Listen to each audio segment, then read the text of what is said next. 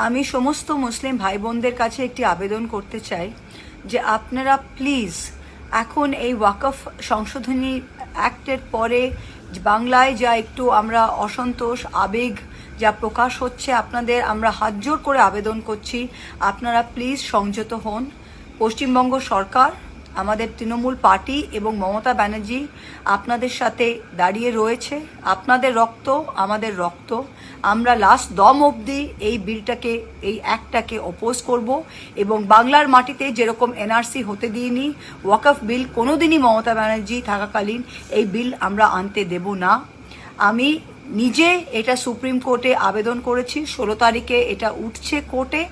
আমরা এটা tooth and nail oppose করছি এবং কোনো মুসলমান ভাইকে দ্বিতীয় শ্রেণীর ভাই বা বোনকে দ্বিতীয় শ্রেণীর নাগরিক হয়ে পশ্চিমবঙ্গের মাটিতে থাকতে হবে না। শুধু একটাই আবেদন আপনাদের করছি যে এই সময় উত্তেজনা আবেগপ্রবণ কাজ যেন করবেন না। এটা কেবল বিজেপির হাতে নিজেদের তুলে দেয় না।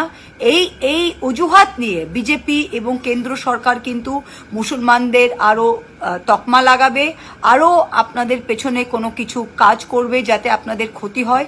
এই সুযোগটা দয়া করে দেবেন না। মাথা খরচ করে কাজ করুন, আমরা রয়েছি। আপনাদের মাথার একটা চুলও কেউ ছুঁতে দেবে না। মমতা ব্যানার্জি লাস্ট দম অবধি আপনাদের জন্য লড়ে যাচ্ছে। এই ওয়াকফ আইন আমরা কোনোদিনই বাংলায় প্রযোজ্য হতে দেব না।